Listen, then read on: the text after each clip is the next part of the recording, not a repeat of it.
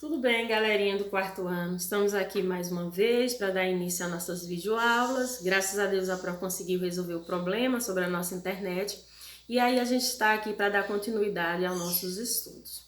Na nossa aula passada, a gente teve aula sobre o gênero textual injuntivo. A gente descobriu lá que mesmo que esse nome injuntivo não faça parte do nosso vocabulário no dia a dia, os tipos textuais que compõem esse gênero são muito presentes nos nossos dias, como é o caso da receita, do manual de instrução, da bula do remédio. Então, mesmo que eu não tenha contato com o nome injuntivo de forma que ele componha o meu vocabulário, eu tenho sim muito contato com as tipologias textuais que compõem esse gênero injuntivo. A Pro propôs para vocês uma atividade que estava lá no nosso grupo do WhatsApp na escola. Vocês precisavam acessar, a atividade, o documento da atividade e responder aí no caderno ou de português ou no caderno de redação. Então vamos iniciar aí a nossa correção da nossa aula sobre gênero textual injuntivo. A Pro colocou aqui para vocês, só a questão aí de quê? Só a questão das perguntas. O texto falava lá, um texto é uma receita de como fazer panquecas. Então, eu vou ler para vocês aí a nossa receita, que diz: ingredientes: 2 copos de farinha de trigo, 2 copos de água, 2 ovos, 1 colher de queijo ralado e um tablete de caldo de carne. Esse é os nossos ingredientes. O modo de fazer, que é justamente propriamente dito no nosso texto injuntivo, diz: bata todos os ingredientes e frite em uma frigideira apenas untada com óleo quente. 1 concha por panqueca. Rendimento 12 panquecas. Esse era o nosso texto e agora vamos para nossas perguntas. Primeiro, o texto panqueca é um exemplo de texto injuntivo. Quais características podemos apontar que comprove a afirmação? Ora, o texto panqueca tem por objetivo ensinar a fazer alguma coisa. É uma das características dos textos injuntivos. Outra característica desse tipo de texto é a presença de verbos no imperativo. Então, podemos colocar essas duas características aí como o quê? Como resposta do primeiro. 2. A presença de verbos no imperativo é uma característica própria dos textos injuntivos. Retire do texto 2 verbos neste modo verbal. Então, a gente aí pode trazer, como exemplos, o fato da palavra bater e fritar. São 2 verbos aí que tem aí a presença do gênero dos verbos no imperativo. 3. Qual o objetivo principal dos gêneros injuntivos? É de ensinar, ensinar, informar, aconselhar a que você faça alguma coisa. 4. O texto panqueca cumpre com o objetivo desse tipo de texto, por quê? Sim, porque nos ensina no passo a passo, como realizar os procedimentos para que a gente consiga executar aí a proposta que é fazer panquecas. 5. Cite outros tipos textuais que possuem essas características do texto acima. Além das receitas, a gente tem aí as bulas de remédio, os manuais de instrução, os textos de brincadeiras, todos eles respeitam essas características dos gêneros textuais injuntivos.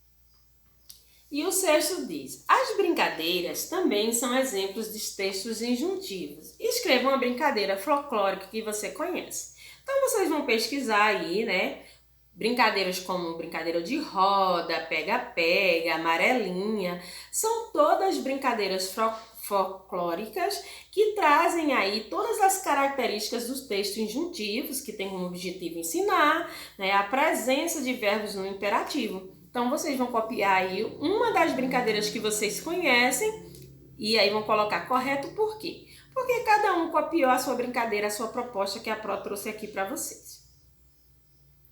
Gente, na sexta-feira a gente não teve aí condição de fazer a nossa aula, porque a Pro, infelizmente, necessita de outros recursos para que essas aulas de forma EAD cheguem aí na casa de vocês, né? Esse nosso novo normal, que é estudar através de videoaula, necessita não só do professor. Então, não é a presença somente do professor que faz com que a aula aconteça. Precisa de ferramentas, como o caso da internet, para que elas sejam disseminadas, que elas possam sair da minha casa para chegar na de vocês. A Sexta Pro não teve aí, não tinha contato, mas graças a Deus conseguiu normalizar e aí a gente vai dar continuidade. Então, hoje a gente vai ter duas aulas, nossa aula de sexta, que era geografia, e nossa aula de hoje, que é matemática. Então, vamos aí começar a nossa aula para que ela não fique tão extensa para vocês.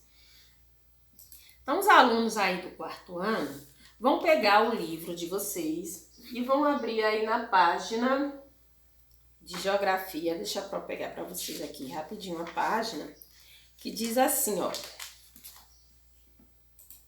Diferentes climas. Esse conteúdo está na página 377 do livro de Geografia do quarto ano. Então aí a gente vai falar sobre isso hoje. Ó, vamos falar no geral sobre o clima do nosso planeta. Estamos aí na parte geral, né? Estamos no macro, na forma grandiosa que é o clima do planeta Terra. Os climas no planeta são bastante diversificados, provenientes das variadas massas de ar, localização geográfica, entre outros. Essa primeira informação, quarto ano, já trouxe aí para vocês o quê? Informações importantes para a definição do clima. Então já ficou aí bem claro que para eu determinar o clima de um lugar, eu preciso me basear na questão da variação da massa de ar, na localização daquele lugar e entre outros fatores que precisam ser respeitados, que precisam ser pesquisados, né, levado em conta quando eu vou determinar o clima. Aí eu trouxe aí dois ambientes, né? Um ambiente frio e um ambiente quente, né? Regiões onde a gente tem a predominância de um tipo de temperatura fria e a predominância de um tipo de temperatura quente, né? O clima é o conjunto de fenômenos associado às variações do tempo da atmosfera terrestre em um determinado local. Então aqui eu trouxe duas palavras que estão intimamente interligadas, o nome clima e o nome tempo, né? E a gente pode perceber assim. Clima e tempo são a mesma coisa, Progil? A senhora disse aí duas palavras que estão interligadas, né? Que estão unidas. Mas será que eu posso dizer que clima e tempo é a mesma coisa, quarto ano? Não. Eu não posso trazer para o âmbito aí do estudo a palavra clima e tempo como sinônimo. Elas não são sinônimos, né? Elas podem falar da mesma coisa, mas elas são coisas diferentes. Então, o que a gente vai ver agora? Ó. O tempo é o estado momentâneo das condições atmosféricas ou meteorológicas de um dado lugar. Em um determinado momento está sujeito a variações. Então, já percebi aqui que o tempo varia, né? Ele varia as condições, ele muda. O clima é uma condição duradoura do ambiente atmosférico e equivalente ao conjunto dos tipos de tempos mais comuns em um determinado lugar ao longo de um período de aproximadamente 30 anos. Então perceba que o clima pode se apresentar de formas diferentes ao longo do dia, ao longo dos dias, porque existe essa palavra aqui chamada variação, significa que ele muda. Mas o clima, ele traz uma proposta de condição duradoura. Quando eu determino o clima de um lugar, eu preciso perceber o tipo de tempo que mais se apresenta nesse lugar ao longo de 30 anos. Então é um estudo bem mais específico, né? um tempo bem maior quando eu vou trabalhar aí com a questão do clima. Então, de antemão, eu posso dizer que clima e tempo não são iguais. Esse aqui é o sinal de não igual, né? Que não é igual. O tempo e o clima são elementos que se completam na descrição do ambiente atmosférico. Esses conceitos, porém, referem-se a condições diferentes do ambiente. Usá-los como sinônimo é um equívoco. Então, o que ele quis dizer com isso? Existem lugares onde o clima é frio, como aquele que a Pro mostrou para vocês. Por quê? Porque a maioria do tempo apresentado neste lugar é um tempo frio.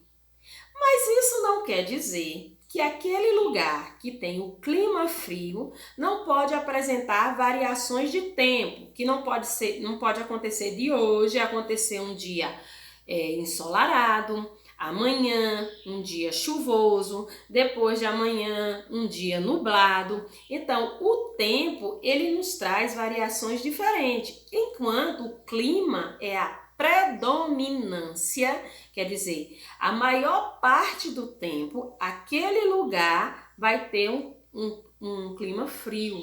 Aqui no Nordeste, vamos trazer aqui para a nossa realidade. Aqui, a predominância do clima é que a gente tem clima quente, não é isso? Por quê? Porque na maioria dos dias que compõem o ano, a gente tem a presença do sol. Então, o sol, o dia ensolarado, é a predominância do nosso clima. Então, o clima é quente. Mas isso não quer dizer que não aconteça que hoje amanheceu chovendo em Petrolina. Amanhã vai ter um dia nublado. Por quê? Porque o tempo variou, mas o clima será o mesmo. Não é porque hoje amanheceu chovendo e amanhã vai estar nublado que eu vou dizer que o clima de Petrolina mudou de quente para frio. Não, gente. Porque a maioria dos dias do ano será ensolarado. A gente só teve aí o quê? Uma variação do tempo. E por que, Pro, que essa variação do tempo acontece? O nosso planeta, ela é dividida por linhas imaginárias. O que são linhas imaginárias? Significa que essas linhas não estão de verdade traçadas no planeta. Elas estão ali de forma imaginária para que a gente consiga fazer localizações específicas. Assim, a gente vai localizar determinado lugar, determinado estado, determinado país, determinada continente naquelas linhas imaginárias de acordo com a longitude e a latitude daquele lugar. O que é isso, Pro? São coordenadas, né, que existem para que você localize alguma coisa no planeta.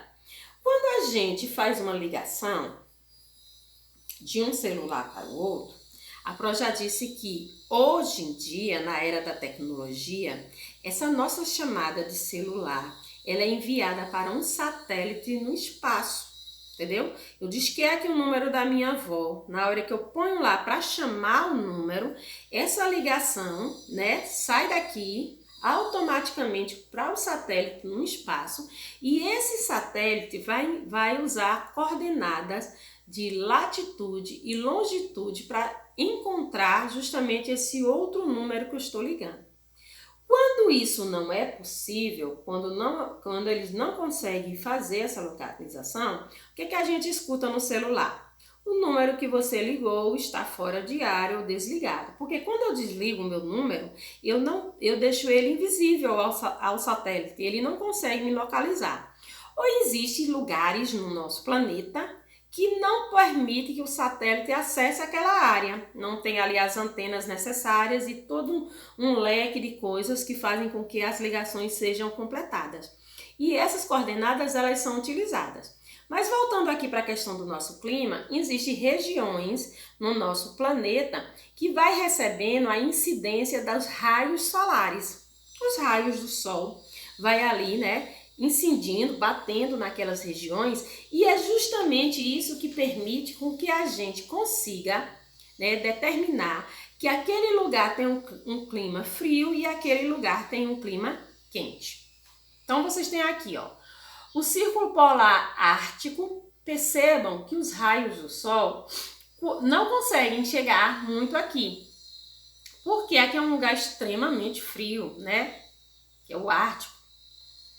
Tem aqui o Trópico de Câncer, o Equador, o Trópico de Capricórnio e o Círculo Polar Antártico.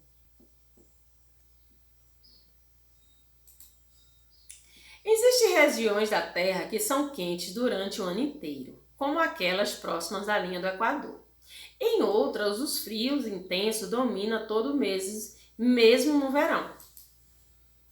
Essa distribuição desigual da luz e do calor do Sol dá origem a diferentes zonas climáticas ou térmicas. Nós brasileiros, nós que moramos aqui no país, no Brasil, temos um país extremamente tropical, que significa um país quente, justamente porque o Brasil se localiza na linha do Equador. Essa linha imaginária, né, que tem aí para vocês.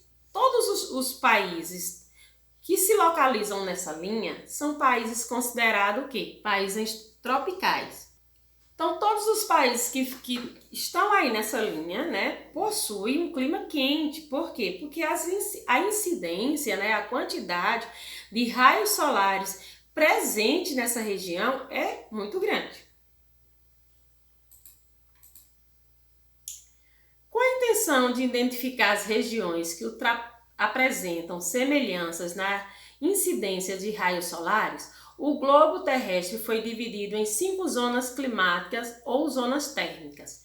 Por isso, utilizamos as linhas imaginárias dos paralelos que dividem a Terra em zonas polares temperadas intertropicais. As distâncias entre esses paralelos e medidas de grau que partem do Equador em direção aos polos. Quais são as linhas imaginárias? Aquelas que a Pro acabou de mostrar para vocês, né? O Círculo Polar Ártico, o Trópico de Câncer, o Trópico de Capricórnio e o Círculo Polar Antártico. A gente está vendo aí, ó. De acordo com estes lugares, vocês percebem a incidência, né? Com mais, digamos assim, intensidade da luz do Sol. Então, essa incidência da luz do Sol nessas regiões é justamente o que faz com que a gente determine lugares com clima frio e lugares com clima quente. Vamos aí para a zona. As zonas polar ou glacial, no sul e no norte. A região que está localizada no Círculo Polar Antártico até o ponto 90 do Polo Norte e do Círculo Polar Antártico até o paralelo ponto 90 do Sul, nas zonas polares os raios solares incidem de forma muito inclinada e com baixa intensidade, justamente por se tratar de uma região considerada fria. As zonas temperadas, localizadas entre o Trópico de Câncer e o Círculo Polar Antártico, no hemisfério norte, e entre os Trópicos de Capricórnio e o Círculo Polar Antártico, no hemisfério sul, portanto, em latitudes médias, recebe a incidência dos raios solares de forma mais direta no verão e mais inclinada no inverno. Esta particularidade provoca 4 estações do ano bem definidas. Então, esses lugares, as zonas temperadas, elas têm aí muita incidência de raio quando é o verão e pouca incidência de raio quando é o inverno. Isso faz com que seja um clima ameno e que a gente consiga identificar as 4 estações de forma bem definida.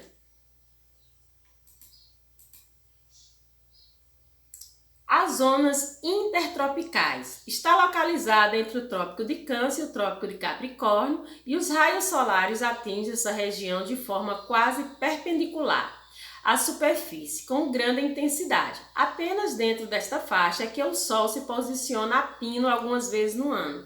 A incidência dos raios solares é direta praticamente o ano todo. Então podemos dizer que nós, o Brasil, estamos aí nessa zona intertropical, né? Os raios solares incidem de forma muito grande durante quase todo o ano.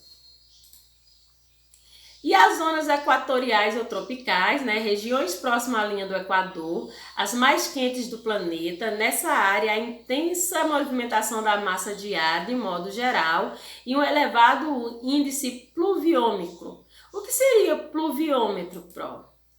Ó, Pluviômetro é o índice da medida de milímetros resultado da somatória da quantidade da precipitação de água da chuva, quer dizer, a quantidade de água de chuva por metro quadrado.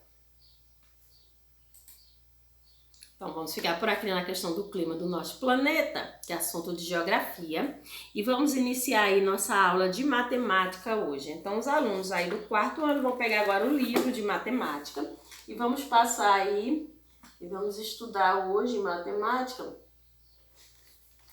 Deixa eu dizer aí para vocês. Página 192 do livro de matemática, vocês vão encontrar esse conteúdo. Divisão de centenas. Vamos dar continuidade ao nosso conteúdo de divisão. Primeiro momento, vamos definir divisão. O que significa definir? Vamos voltar, na questão da divisão que diz. A divisão é uma das 4 operações básicas da matemática e é a inversa multiplicação. O que ele quis dizer com isso? Que a divisão é o contrário da multiplicação. E na divisão, a gente vai pegar um número e fracionar ele, fragmentando esse número, e o resultado será um número natural. Então, quando eu faço uma divisão, eu vou utilizar um número, que é a totalidade, que chama-se de dividendo, vou dividir, fracionar ele por outro número natural, e o resultado no quociente também será um número natural, também conhecido como número inteiro. Então, digamos que eu trago aqui para vocês 6 carrinhos. Aqui é a minha totalidade, é a quantidade do meu dividendo. E eu quero dividir esses 6 carrinhos por 2 crianças. Aqui é o meu divisor. Eu vou dividir 6 por 2. E aí eu começo a dar carrinhos. Vou dando um carrinho para cada criança, um para ele, um para ele, um para ele e outro para ele. Foi que eu descobri aqui, 4º ano, que se eu pegar 6 carrinhos e dividir para 2 crianças, cada criança vai ficar com 3 carrinhos. Por quê? Se eu trouxesse isso para divisão, significava que eu ia dividir 6 dividido por 2, o resultado é 3. A divisão, existe lá na divisão nomes específicos para cada lugar que o número está ocupando. Então, aqui eu tenho um número, 42 dividido por 2. Cada lugarzinho que esses números estão ocupando aqui recebe um nome. Quando a Pro diz lugares, significa que não é o número que recebe esse nome, e sim o lugar que ele está ocupando. Isso é muito importante que vocês aprendam, porque quando a Pro trouxer aí a explicação e começar a dizer o nome daquele lugar, você vai saber de que número a Pro está falando, porque você já sabe os termos de uma divisão. Então, numa divisão, o número que fica aqui chama-se divisor, o número que fica aqui chama-se quociente, e esse aqui é o resultado da divisão. O número que fica aqui é o resto, e o primeiro, que é a totalidade, a gente chama de dividendo. Então, quem são os termos da divisão? Dividendo, divisor, quociente e resto. Esses são os 4 termos que vocês precisam decorar e aprender para que quando a gente estiver explicando a divisão e eu me referir a um desses termos, vocês saberem de que número eu estou falando. Na divisão por centenas, a gente vai estar trabalhando com a classe das unidades simples, que é formada pelas ordens da unidade, as ordens da dezena e a ordem da centena. Quando a Pro trouxer para vocês, a gente vai estar trazendo aí a questão da abreviação. Eu vou utilizar o U para a unidade, o D para a dezena e o C para a centena.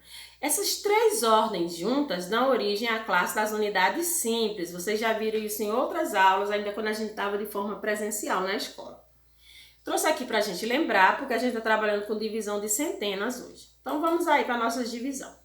Vamos primeiro para uma divisão simples. Eu tenho aí 42 dividido por 2. Primeira coisa que eu preciso fazer aqui, gente, é a tabuada do número do divisor. Quem é o número do divisor? O 2. Então, a gente vai trazer aí para vocês, a tabuada de 2. E aí, fiz minha tabuada de 2, agora eu vou para a divisão.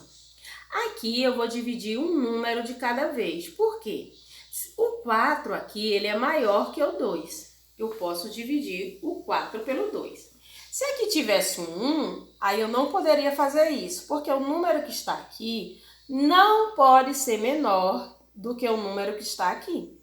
Porque se o número que está aqui for menor do que esse, eu preciso pegar os dois números em vez de um só.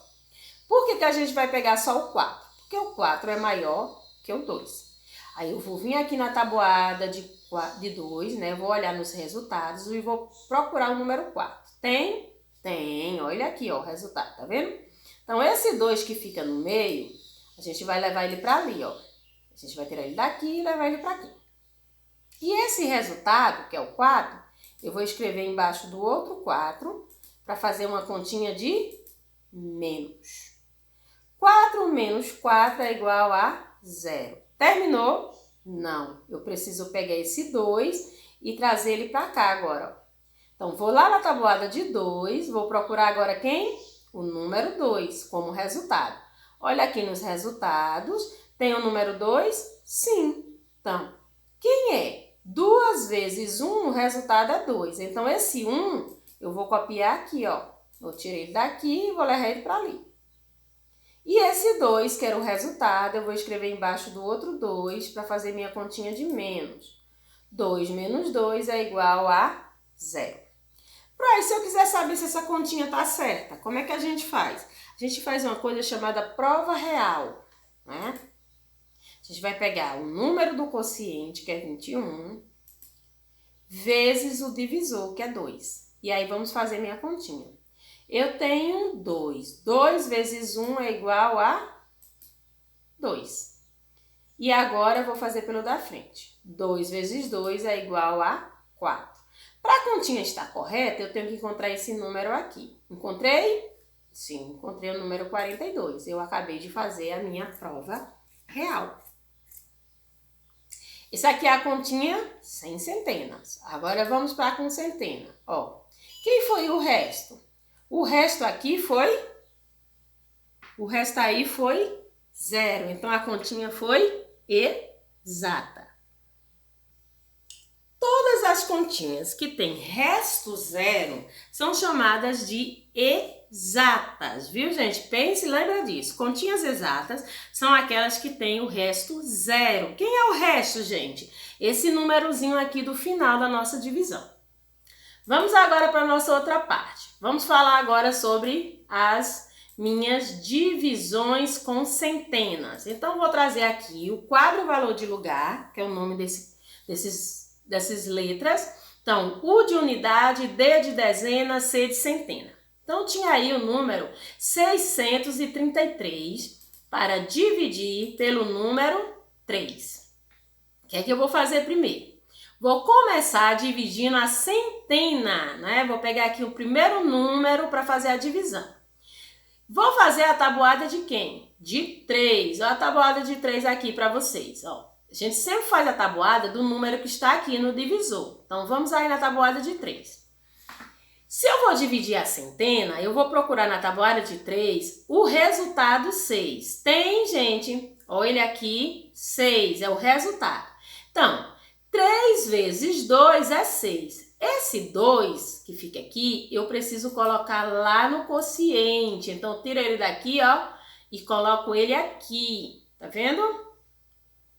E esse 6, que é o resultado, eu coloco lá embaixo do outro 6. Esse 3, a Pro não faz nada com ele, porque ele é esse aqui. A gente só fez a tabuada dele, lembra? Então, a gente só usa o número do meio para colocar no quociente e o resultado para colocar embaixo do outro número lá. Vamos fazer a continha de menos. 6 menos 6 é igual a 0. Terminamos a nossa continha? Não, porque a gente só dividiu a centena. Vamos agora quem? Dividir a dezena. Vou tirar ele daqui e vou escrever ele aonde? Aqui. Vou na tabuada de 3, nos resultados, procurar quem? Esse 3. Tem? Olha ele aqui, tá vendo? Então, o número do meio, que é o 1, vai ser escrito lá no quociente. Eu tirei ele daqui e botei ele aqui. E o 3, que é o resultado, eu vou botar embaixo do outro 3 e vou fazer a continha de menos, né? 3 menos 3 é igual a 0. Terminei aí? Não. Falta dividir quem? A unidade. Então, eu tiro o 3 daí e coloco ele aqui. Volto lá na tabuada de 3, vou procurar o resultado 3. Tem, olha aqui o resultado 3. Então, esse número 1 eu vou escrever de novo lá, tá vendo? E esse 3 eu vou escrever ali embaixo do outro 3, fazer minha continha de menos. 3 menos 3 é igual a 0. Então, não tem dificuldade para a gente fazer uma divisão com 2, com 3, com um número, porque o processo é o mesmo. A gente não muda nada. Para casa, a gente tem aí como atividade, né? 2 hoje. Atividade aí de geografia na página 378 e 379. E atividade de matemática na página 193 do livro de vocês. Então, gente, sem preguiça, vamos lá, né? Tivemos a sexta-feira de folga das atividades e, infelizmente, hoje a gente vai ter mais um pouquinho de atividade em casa. Então, fiquem com Deus e até a nossa próxima videoaula.